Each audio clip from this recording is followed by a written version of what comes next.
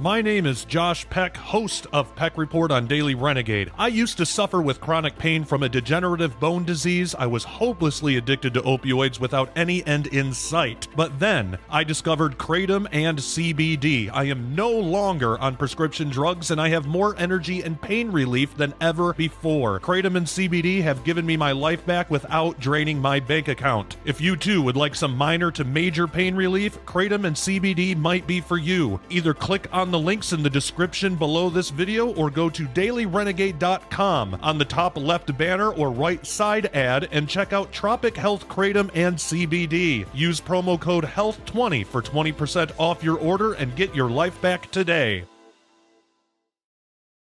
Hey everybody, welcome to Peck Report. Well, as you have noticed, I'm sure, the background's a little bit different today, and the video and sound is a little bit different too. The reason being, I'm actually working on something in my studio for an upcoming project, and it's going to be a big deal. It's something that's coming out later this year, but I wanted to use the next few Peck Reports to share with you some pre-interviews that I did. We'll just call them interviews that I did with some of my very good friends, some people who have a special area of research having to do with what's coming from Defender Films. So up first, and I'll show you part of the interview, and then if you want to see the rest of the interview, then you'll have to become a member at dailyrenegade.com. Make sure you go get a membership now while you still can. It is dailyrenegade.com to be a member.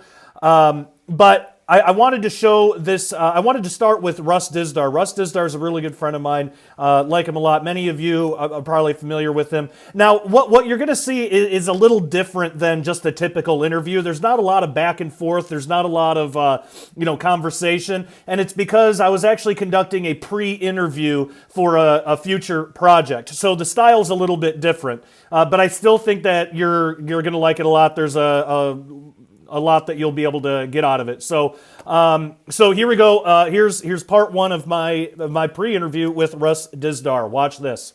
Russ Dizdar, can you introduce yourself and give us your background? How did you get involved in the work that you're doing today? Kicking and screaming along the way. No, not really. I mean, when I got saved in 1975, that changed everything.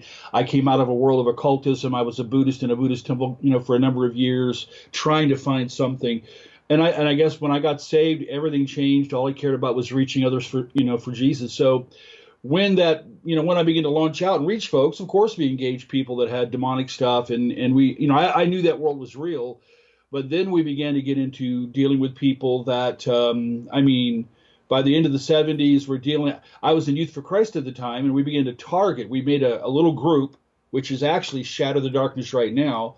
We made a group in about 1979, 1980, that would focus on any kids that were into Satanism or dark stuff. So that led us into possessed kids, demonized kids. That led us into our first satanic ritually abused, individual. And since the early 80s, then till this day, we've dealt with hundreds of cases, been all over the place. And so I think too, Josh, I was a little bugged because most churches didn't do deliverance. I was, even in my local churches, I wasn't trained that way. Even the churches that ordained me, I came out of Pentecostalism, and you would think there that I would have, but they really did. I mean, a kind of a cursory way, in a sense, the devil can't get you, Jesus, be under the blood of Jesus. I agree with all that, but in dealing with direct, like Jesus taught in Luke's Gospel 10, we just started. I stepped out on the street one day, and I just in the end of an evening that we dealt with, a number of people came in. We had other pastors and counselors in our offices. All the rooms were filled up with people getting prayers for deliverance. We had people in the waiting room. If you can imagine a demonized person sitting in your waiting room. So I was at the end of the night, late night. I came out on the street, standing there by myself. I just said, Lord, why isn't the body of Christ doing this? Why are the churches? We're having dozens of churches send us people because we'll deal with it. And that's when I just said, listen, I just prayed, Lord, I'll send me whoever you want. We'll never charge anybody. I just send us whoever you want. We'll take on anything and help me dig into learning and reading and anything I can to really understand all of this. And that's what really kind of launched this in the last, over 3 decades now. Unbelievable engagement with demonized people and how real it is. You get tired of the demons because they're just always the same, and the destruction they bring into lives. But the big problem, Josh, is this. Getting saved into this point, the exponential growth of demonized people and all that is a big issue. So it really began from the time I got saved, coming out of that world that I was in. I mean, I believed in spirits. I believed in contacting ascended masters. I believed in all that stuff prior, but I didn't know. I wasn't raised in church. I was one of those people that were highly deceived, and this is a story for down the road. It almost took my life prior to getting saved. Oh, wow. Now, there's a lot of people who don't believe that that child sex abuse and Satanism have anything in common because of the Satanic Panic, the so-called Satanic Panic decades ago. What can you tell us about that case, and how has it been misrepresented? Sure, I always tell people this, and I did it on with George Norrie Coast to Coast. Somebody called in, same question. I read the book, the actual book written called Satanic Panic, and you read a couple others like that, similar. And we engaged the federal officer, through our advisor, the one that initiated this thing, that there's none of this really going on, who himself ended up in a psych ward, by the way. So here's how I respond. What do you do with all the victims? Right. Here's the big issue. When you have the secular world of psychiatry saying in the 80s alone, tens of thousands of MPD, multiple personality disorder individuals, they're finally writing about this in the DSM-3, DSM-4, at DSM-4 and 5. Multiple personality disorder wasn't written about prior to that. So all of a sudden, late 70s, majorly through the 80s, hundreds and hundreds, then thousands were showing up everywhere. What they didn't know was around the world, it was also escalating. And so when you got to 1992, 1993, Holly Hector at Centennial Hospital in Denver in the psych ward, where they partitioned off a part of that psych ward just for satanic ritual abuse, she estimated 2.4 million cases in 1993, 1994, basically. Colin Ross, again, a secular. This is not our stuff. This is the secular side of psychiatry and psychology. Colin Ross, who's been like one of the top experts in the world of secular psychology, he agrees with an estimation of 10 million. Our own research, through calling psych wards, calling counseling centers, purposely designating capital cities around the United States, dozens of cities throughout Pennsylvania, because we've been in Pennsylvania a lot. Everybody at this point knows that the psych wards have been having multiple personality, they now call it DID, dissociative identity disorder, by the tens of thousands. And the only way that happens is trauma. You can only have that happen through trauma. Massive sexual, physical, mental, to cause a split. We call this not just to bury a memory, toxic memory, but to actually split personality, just like you'd split the skin. Mm-hmm. You can cut into the skin. You can actually split human personality. They call it a survival mode, but the trouble is the people who know how to do this, they do it with intent.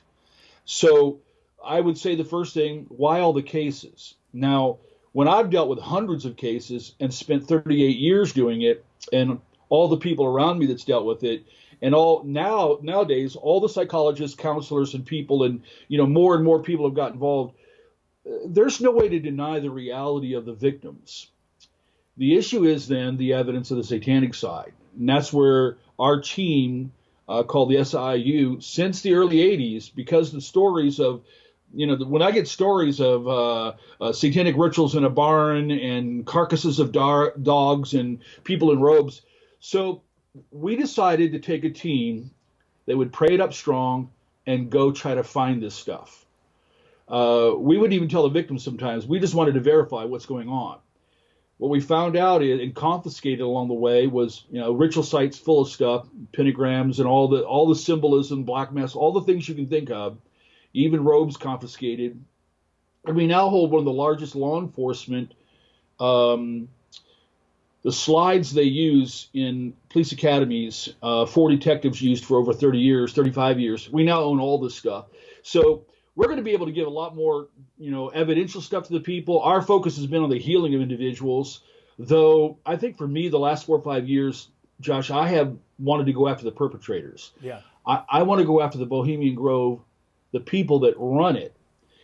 We all know the stories how world leaders go there. We all know the stories of all of that. They all go there. The bigger issue, and we know that the ritual there is a real ritual. It's not a fake thing. Everybody in Left Hand Path will even say that it's a real thing. It's not sympathetic magic. It's real, and it's ancient. But the issue of that is who has the power and the clout to bring presidents and world leaders and billionaires and media moguls, and who has the power to bring them there? That's where we get into the biblical picture of the mystery of iniquity and that whole underworld. So we could bring out more and more evidences, and I think we can parade, we ourselves could, put out in the public dozens of victims.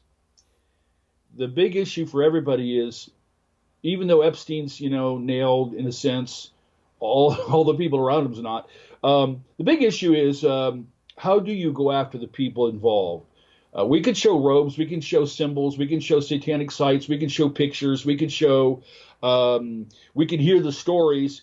And from many victims from all over, including Europe and other places, when we would go to verify the places, the locations, the basements, the barns, and find the symbols and find the stuff, we can verify things like that. We call it trace evidence or forensic evidence, What really needs to happen is and here's what we can believe based on Ezekiel chapter 8. God willed for Ezekiel to be led in to dig deep and find face to face the perpetrators that were behind all the ritual stuff. I think in the Catholic system, they have found the sex abusers, but what they haven't told you on a global scale, of the tens of thousands of sexually abused Catholic individuals, many of them are SRA. Many of them will talk about the black rooms in the Catholic churches. But in going to court, and I know this by going to court, going to and in law enforcement, the police academy, they allowed me to teach a little bit in the academy. They don't want you to deal with the satanic side. Mm-hmm. Don't talk about that, scares people. So just deal with the crime. And that's what like Jeffrey Dahmer, for example.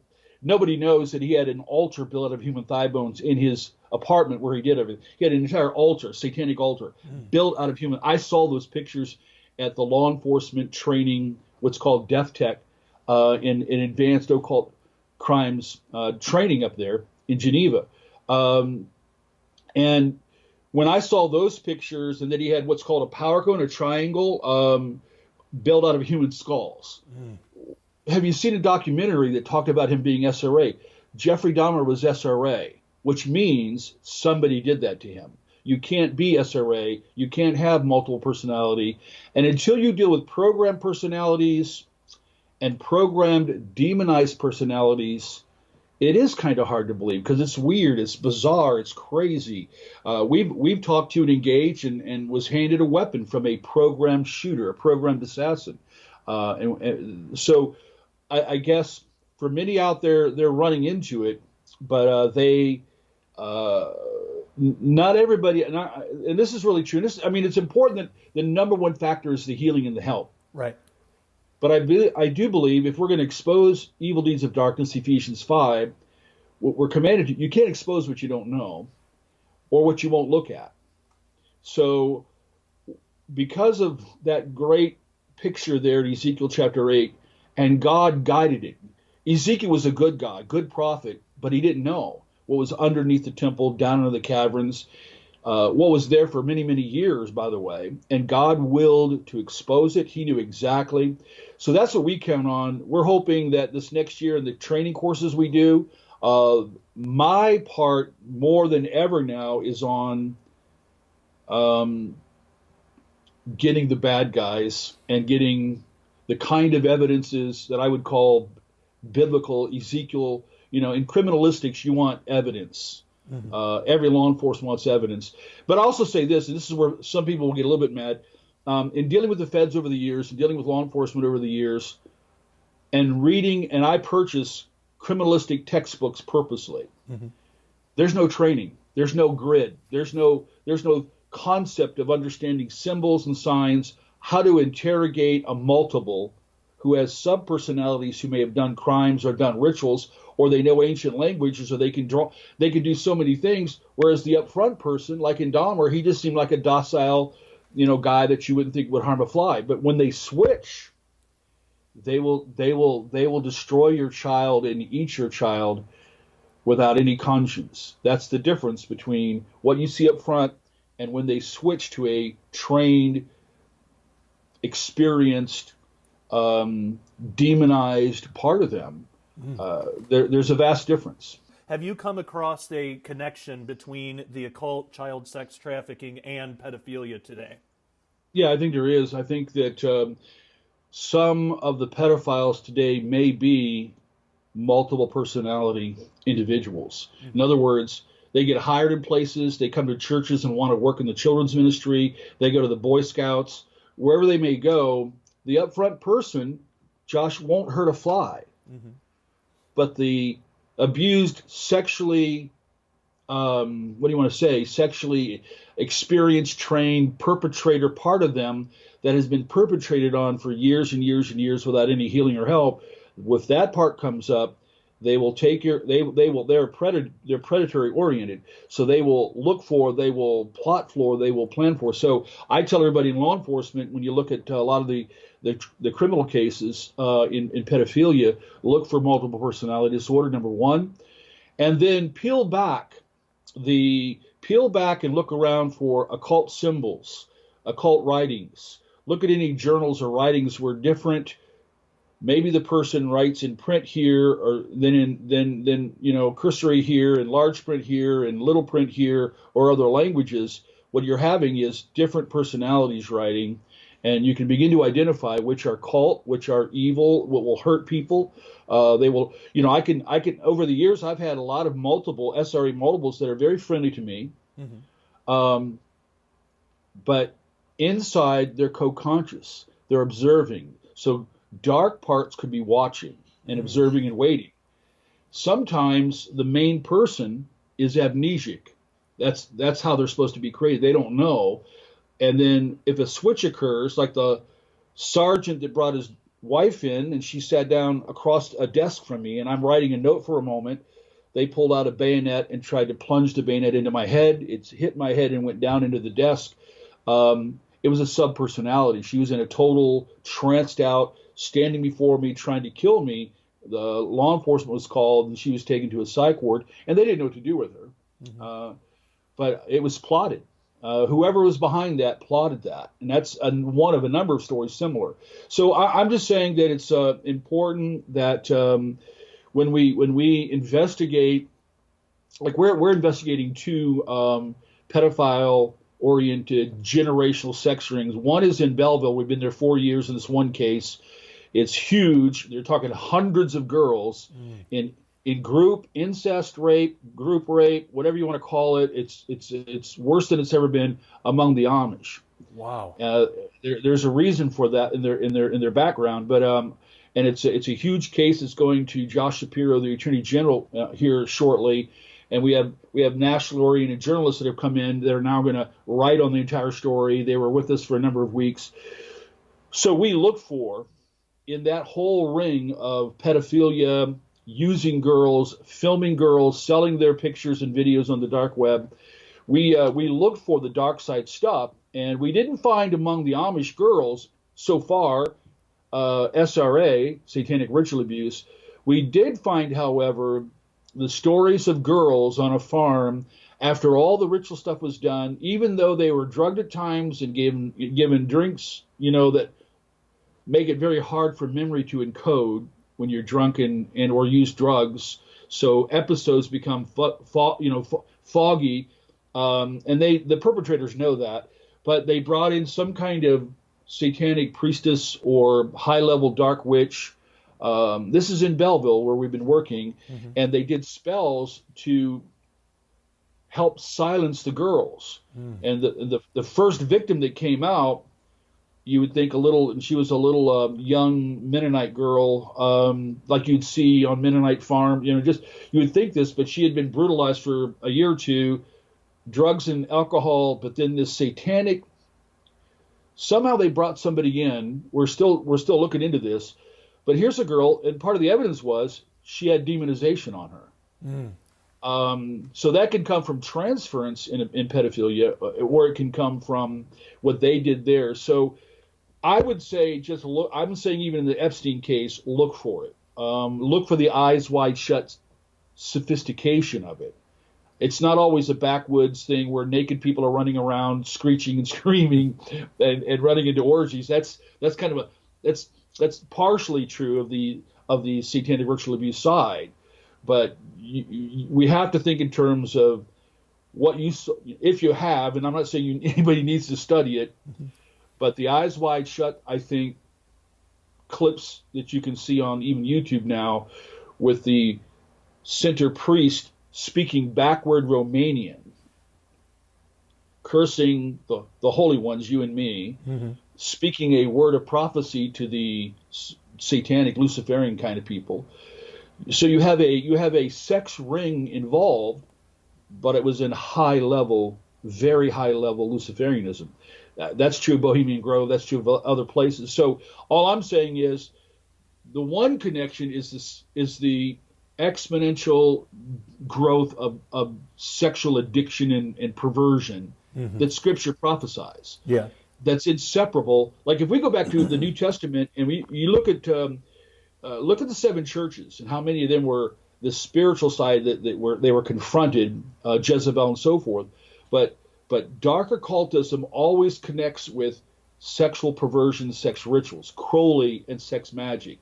All Satanism. There is no satanic ritually abused person who hasn't been sexually used, abused, passed around, programmed sex parts to be used and sold. But in order to find the connection, you have to know how to engage a 7-year-old multiple and the parts that were sexually abused that know the information. So I'm saying look for it. So the major connection would be the sexual perversion, the sexual addiction, and the money behind it. Look at human trafficking. We all looked at, the satanic ritual stuff and this is just it's our estimation. I boldly, bring this out in conferences. In 4 generations alone of it, and this is 38 years of investigating it, I'm saying on a global scale, 100 million. Wow. That's more than human trafficking on a human scale. But there's connections because it's money and it's sex and it's a way to, like at Bohemian Grove, other places, it's a way for elitists to draw in individuals, blackmail, that kind of stuff. So it's huge. But so I was just saying, investigative wise, anybody coming in telling the stories. The sexual abuse is bad enough, and we have a little symbol that we have on some shirts that has a person dragging another person away that says one is too many, millions are an atrocity. So let's remember again that one individual. If I've had to deal with this for years, it's part of what makes me want to not turn the cheek all the time when it comes to perpetrators. Sure. Because I've never met one in 38 years that stops on their own. They just don't stop on their own. Whether just pure sexual pedophile, person, or satanic pedophile person, they don't stop. Speaking of elites, do you believe there's a wealthy elite in America that are involved in pedophilia and child sex trafficking, and if so, to what degree? Well, I think the Franklin cover-up scratched into it. I think there was cover-up. I think in cases that we're dealing with right now, and we're having non-law enforcement, high-level investigators help us, and And in the cases that we have right now in the city in Belleville, we believe that there is high-level corruption. We believe there are the good old boys. And one of the great, I think one of the great, examples, and we're in the exact town of the Sandusky case. So we're in the town where Sandusky and all that went down, where the district attorney that had all the information, Ray Gerkar, disappeared. 14, 15 years later, I'm there in the same city in the police station, and I asked the police officers as they're asking me questions. I said, listen, I don't want to come here and be, I don't want to be Ray Gerkard out of here, Right. They've never found him. That's a district attorney that has been targeted, abducted, no doubt dead by now. Who knows where he's at. And his laptop was found in his car, but the hard drive was thrown into the Susquehanna River. So the elites are powerful. The Sandusky case, and then eventually his son went down. But that's not the group. When you talk about any of these, you have to look for the group. Even Epstein, you've got to look for the group, and you got to go after all of them. So anybody in law enforcement, any Fed knows, and they've come to us before. They know that when it comes to sophisticated pedophilia, it's one thing for one individual to do it, and maybe have a number of victims. But when you have the groups, they are very sophisticated. Think in terms of drug runners. Right. Think in terms of mafia. There's a physical secrecy side, then step down lower. The satanic side involves dark powers summoned just to cover the tracks. So it's important.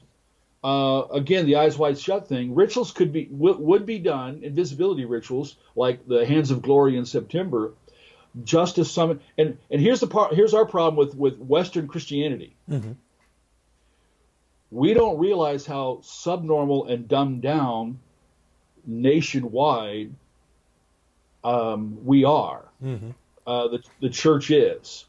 When you can go to church on a Sunday morning and walk away and not acknowledge that God was all over the place, that salvation, healing, and deliverance and the powers of God, which are normal. So the subnormal church that's powerless in a lot of ways and boring to many millions, that's why they don't go, the subnormal church has become the norm for years and decades, so that, Josh, we have millions and millions of spectator Christians that are not acquainted with the power of God and the express powers of God in their own lives as we should be. One read of the book of Acts will show you what the difference is.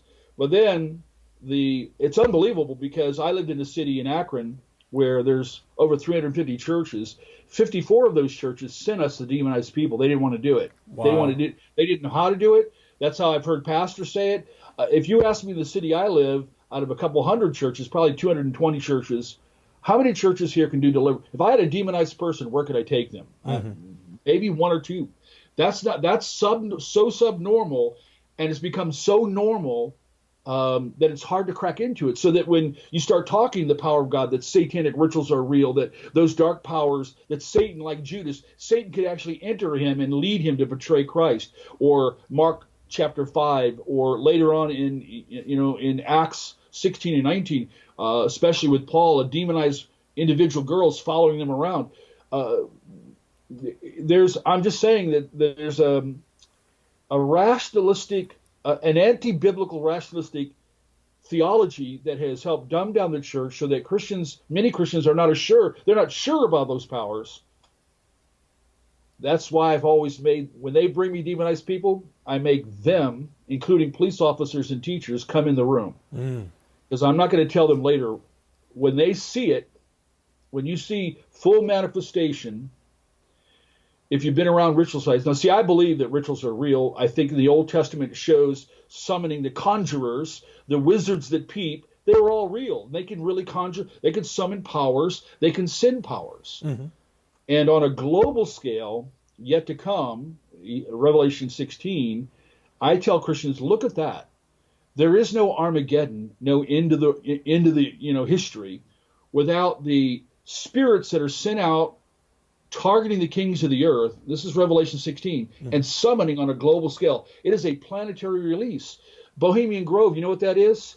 The real ritual there is summoning spirits. The whole reason is bring all those world leaders there and to summon the powers that in that human sacrifice at the moment of, it's all kind of obscured, mirrored off in a sense into this cremation of care fake drama. It's really an ancient oriented ritual that involves, a human sacrifice that at the moment of that corpse being thrown into the fires, all the demonic powers that have been pulled up to the, in a sense, the window or the door, now the door is open, and they've been given assignment to be ushered out on the world leaders that have been gathered. That's assignment. So listen, there's more conjurers who know how to summon and send a demon after a pastor, summon and send a demon after Christians. Whether you look at voodoo, or you look at Santeria, or Palo, or the Saint of Death in Mexico, or Satanism, or the underworld of SRA, now there's hundreds of thousands of practitioners, and they're all growing. Every SRA knows how to conjure a demon and target a person and release a demon on a person. It doesn't negate the authority that we have to blow that away. If we know our authority, if we have the armor of God on, if we have Holy Spirit discernment, we can blow that out of the waters. We can be so powerful, but that involves appropriating all that God has given us, having the Spirit of God open our eyes to see things, and realizing we're in a battle and that we can do something about this. That's what we try to do anyway, to teach even though I see subnormalism in the church and powerlessness in a lot of places, I'm excited because that's not God's intent, it's not God's will, and that anywhere we take Scripture, anywhere we take truth, anywhere you put the Word of God and the works of God together, as seen in Jesus and the early disciples, Christians will, we as believers who've been designed to be this, will jump right in there and say, yeah, this is what, now I know what to do. Now we can do this and be involved. So it's important. Both sides are real. One is very lethal, and one is God, and absolute unveiling truth and coming to us. The other side is masqueraded and deceptive and seductive. And Josh, we should know this. This is prophecy. Yeah. If we know prophecy at all, then we know that more dark side powers, counterfeit signs, wonders, miracles, everything's going to be unleashed from the dark side in the end of days to target the whole world. But it doesn't negate what we have. And if what we have is appropriated and used, I'm saying, like David, who ran at Goliath, that's how the church can be, bold as a lion. Absolutely. What is SRA, or satanic ritual abuse? How would you define it? Well, I mean, the term is just satanic ritual abuse, and here's how I'll define it. That's the tools. When a guy goes out to work on their motorcycle or their car, they have a bag. I've got in my garage a number of boxes that have particular tools, specific tools, and all those tools are related into what I'm going to do to break open things, do things, loosen, tighten, all that kind of stuff. Satanic ritual abuse is, if that's all we say, we've scratched the surface of this. Here's the reality of satanic ritual abuse. It began in the 1930s, late 30s. It began with Himmler and Hitler and others being inspired that they needed to create a race of God-men. That's their terms, not mine. They said the Nordics, we need to take Germans who we can prove their Aryan blood, take a woman and a man, they don't have to be married, and we want to unite them and breed. So by spiritually oriented selective breeding, we want to take these Aryans, and they had the occult view, the Helena Blavatsky's view of the Aryans as being the ancient giants, the ancient Nephilim. They called them the God-men, the hybrids. So they absolutely believed, under spiritual revelation teachings, they believed that they could begin a project where they would mate these people and begin to have, first generation, then second generation, then third. And Himmler was a breeder, by the way. Himmler understood back breeding, their entire spiritually guided development of the Nazi super soldier, the Nazi master race. was based on a spiritual driven inception idea to recreate, we would call the Nephilim, they would call the Godmen, the super Godmen. And Himmler said, if we could create but 200 million of these Godmen, super soldier Nordics, we could not only conquer the entire world, but we could maintain the rule for 1,000 years. It's pretty interesting to see that in 1938-39, they initiated a secret project called Lebensborn. Lebensborn is all the birthing centers throughout Germany that would begin to do this process. Take a German soldier, SS, and all the ritual stuff they went through, make them unite with any German woman that might have possibility DNA that related backwards to the ancient godmen, the Aryan in their view, so that the babies born in Lebensborn, some say in between 1939 and 1942, up to 900,000 Lebensborn, called source of life. So, and the reason I'm saying all this is because satanic ritual abuse is a global phenomenon. Now everybody knows this. I've been to Scotland. You see it in England, all over Europe. I've been to Germany. I've been to Wedelsburg Castle. Why is it all over the place in Australia and New Zealand and Canada and South Africa, Pretoria, Johannesburg, Chile. So when we begin to track this, even flying to locations, we realized that modern day American and worldwide satanic ritual abuse, if you back it up to the moms and the grandmothers, in almost all the cases, the grandmothers or great-grandmothers are Nazi-oriented, German-speaking, that they came from the rat lines, where the Germans were pouring out at the, in the 40s all the way up to the 50s, they were running all over the place. So if you track where the rat lines went, 20 years later, you can track where SRA began to show up. It began to show up in South Africa. It began to show up in Dignadag, Chile. It began to show up in Australia, all over Canada, all over Scotland. I've been to Scotland. Tom Dunn and I went to Scotland. It's rampant. And by the way, in Scotland, the satanic ritual abuse is so rampant, but they see it there. The experts connected to the pedophilia rings and the Masonic order in Scotland and England. So modern day satanic ritual abuse should be described as whether we want to accept it, whether the world wants to accept it. The issue is, what do the people that are doing this believe? Right. They believe they are creating super soldiers, superhumans. They believe by splitting and programming and demonizing, enhancing the programming with power, supernatural power, if not even augmenting, they have rituals to augment DNA at the moment of conception. Some believe in the Babylonian rituals, this is what Nimrod used to become Geborim. So it's the same principle. They believe that through demonized partners, a spiritually selected timetable, a coming together, and then when they can perceive that conception they have conception rituals that they believe, whether you and I believe this, they believe can break into that process and cause an augmentation in the actual DNA, so that instead of just demonize people down the road where you can cast out demons, we can expel demons, that even the DNA would be inherent in the DNA would be the Cyclopean eye, would be the powers of telekinesis, the supernatural powers they believe would be in the DNA and enable them. And we might think that's kind of crazy, but an entire world war included this as their way of winning it. And if we understand the biblical concept, though 99% of all Christians have never heard a sermon on the troops of Antichrist that Revelation talks about. Right.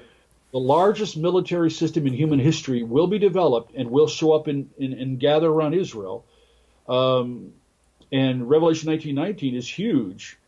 because you'll have the most advanced weapons. It's all about them gathering. And if you read that one verse, to aim their weapons into the sky.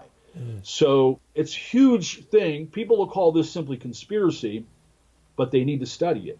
They need to look at it, because what they were doing there was a precursor to what's being done now.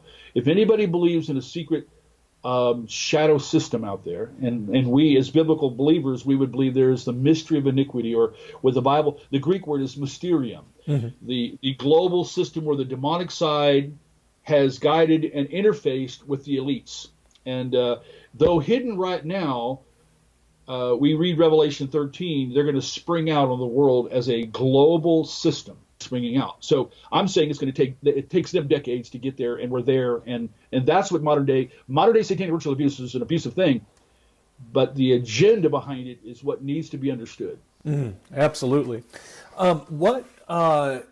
What's the purpose specifically in these occult circles or these pedophilic elite?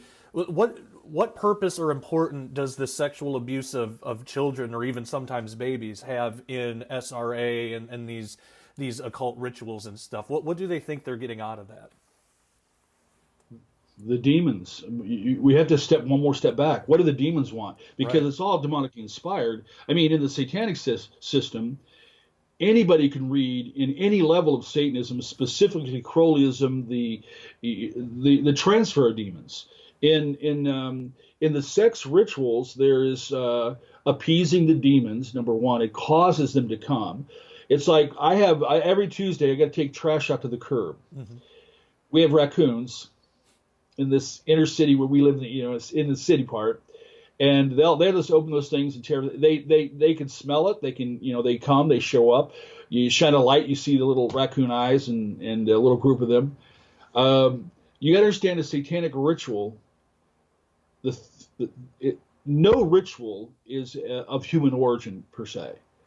If there's any real ritual, whether Santeria or the Saint of Death or Voodoo, or in the sophisticated Eyes Wide Shut, the real Luciferian style, all rituals are inspired by the demons. Here's a simple way to look at it. The demons are giving their phone number. And if the people that have been inspired by the demonic side take that information, do the ritual correctly, they're dialing in. They're literally being. They think they're getting the demons to appease them. No, they're appeasing the demons. They're yielding to it and doing everything just like the demons want, because on that side, they're guiding humans to open gateways. Number one gateway to bring demons in powerfully: blood ritual. A second level would be the sexual rituals. First would be humans, second would be animal. So, again, this takes understanding. Coming out of the Old Testament or coming out of Africa, you might understand this. Going back to Quetzalcoatl or Kukulkan and understanding the Aztecs and what they did. For example, modern day Mexico, 15 million people worship the Saint of Death. You've seen the skeleton that's in the bride's gown? Yeah. Well, the Saint of Death is the ancient Aztec goddess, they're twin, the male and female goddess that demanded human sacrifice and demanded sex rituals and sex rites. So the demonic realm teaching the practitioners perverted sexuality dirties the conscience and prepares for demonic acquisition, demonic coming in. It helps open the gateways for the demonic side. It perverts a human being. So sexual decadence, changing the natural order even, changes a person. We read this in Romans chapter 1, verse 18 on down. Futility in thinking comes, a darkened understanding, and according to the ritual workers themselves that we've dealt with, that helps darken the person and helps open the door so that when they are summoning, conjuring spirits, it's easy to transfer those demons. So if you have a priest, a demonized priest doing a sophisticated ritual, the marriage for the beast with a 6-year-old girl, so that climax in that ritual sexually will involve transference of demons into the victim because they've been pacified, they've been kind of dirtied, so the doorway has been open in a passive sense because they are a victim, but demonic presence has been put over. So it's all about the demons and appeasing them, transference of, ultimate control of, and in the satanic ritual abuse, the creation of the troops of Antichrist ultimately. In working with victims, in your experience, what are some of the most horrific and shocking things that you've heard from victims of SRAs?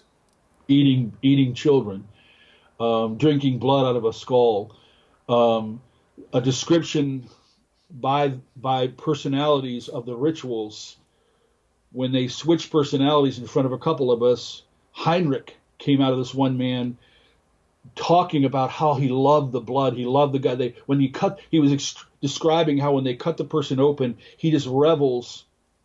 It was horrific. And we've seen this more than once, but we got to understand the nature of the dark side. They revel in human destruction. They revel in human.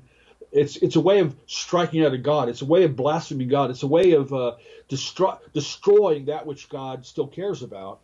So it really is there is really motivation in that dark side. We don't have any idea how absolutely dark they are and how absolutely hate of God, hating us as believers, and yet the demons would guide darkened in their conscience into, because how do you conceive of a person? How can I understand a person that can knowingly take a baby? It's all premeditated in a ritual. It's if you take it into the law enforcement side, you're talking premeditated homicidal levels, and then abuse of corpse and all the rest of it, cannibalism, sex abuse. So all of that is there. So we've got to understand, like in 2 Kings 21, 22, 23, Manasseh, he did evil in the sight of the Lord. He opened up the door. He opened up all the area to the starry host, and eventually to blood human sacrifice, to the point he thought it was a good thing to give up his own child, to fry his own child in a torturous, because that draws the demons. They love that. They love torture. They love pain, torture, sexual energies. That all is like what they call they raise the human energies. The demons can grab a hold of that. Blood has crystal in it, right? Salt. So there's physics in all of this, and the way they attach and can come through. There's real physics to how this works, but if we can understand the dark side and there's no change in them whatsoever, there's no redemption for them. I've never met a demon through a person that said, "Can I get saved? I'm really sorry for what I've done." It's never happened. They'd rather eat you, kill you, slaughter you, threaten you, going to kill your family. That's what they are. They blast. They're just so. You got to understand how raging they are, in what they are, the nature of them, and then how plot wise. But when individuals that give into that side and they become demonized in the left-hand path, little by little by little, you go down into this. Pretty soon, they're believing it's a good thing to take a child. And the longer you torture the child, that's a good thing, because it brings the powerful demons that love this. And that's a good thing for the community, for the tribe, because the demons will be appeased, and then they will give us things. And we will get to then sexually abuse the body, the corpse, and in many cases cannibalize it. That happens in Africa, in places around the world today.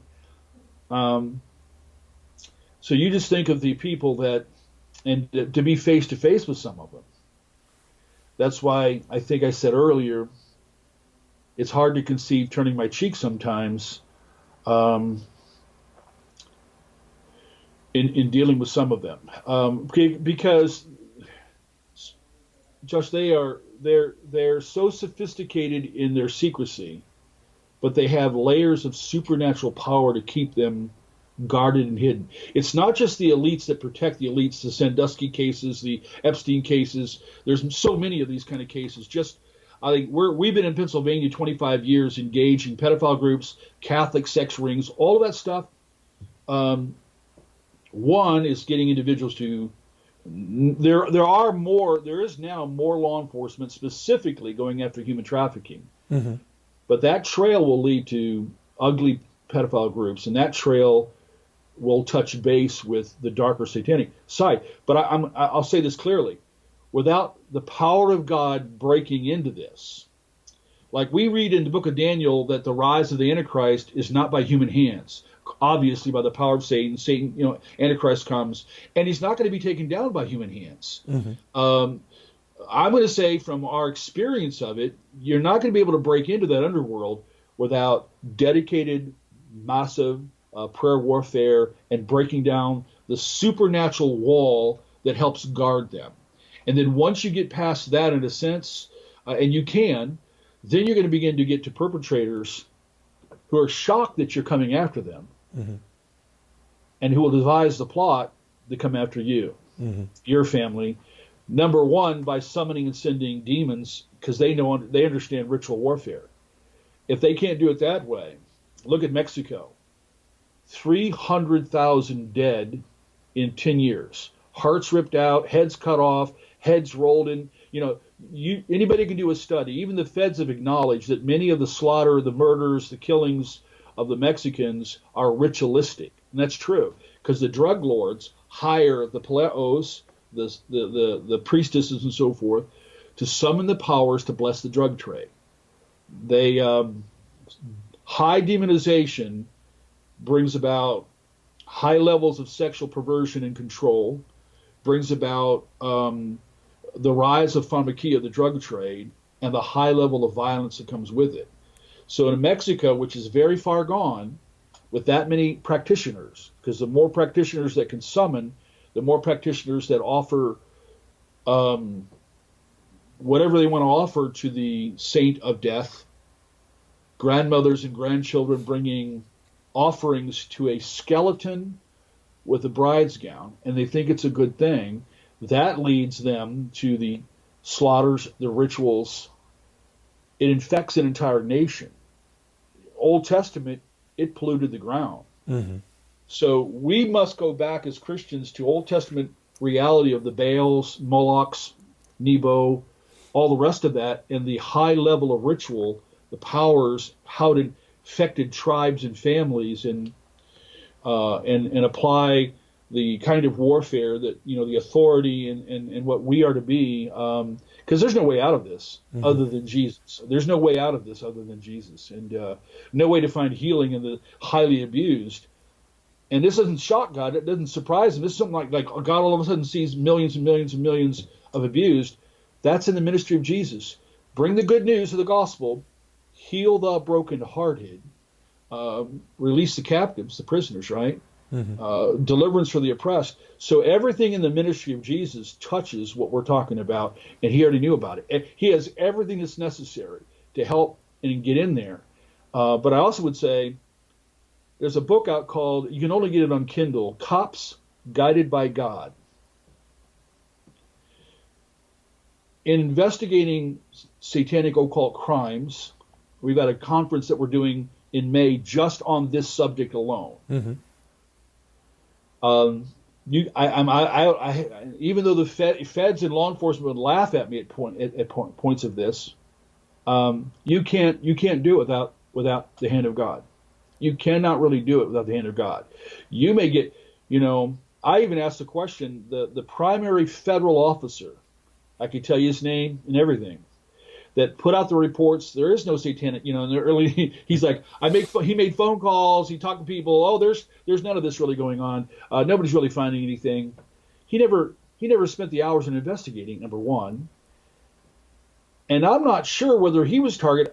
I don't know why he ended up in the psych ward himself, and he was really thrown out of the game. It's kind of telling, because the other side's powers are real, and if you're vulnerable, if you're unsaved, you are highly vulnerable. If you're saved and you know nothing about spiritual warfare, you could be crippled up. You can be hammered and not want to be involved in this. The best way to be involved is become the most powerful believer that God intended us to be. Absolutely. All right, hope you have enjoyed that. Now, if you want the rest of the interview, you will have to become a member at dailyrenegade.com. So go become a member right now, dailyrenegade.com.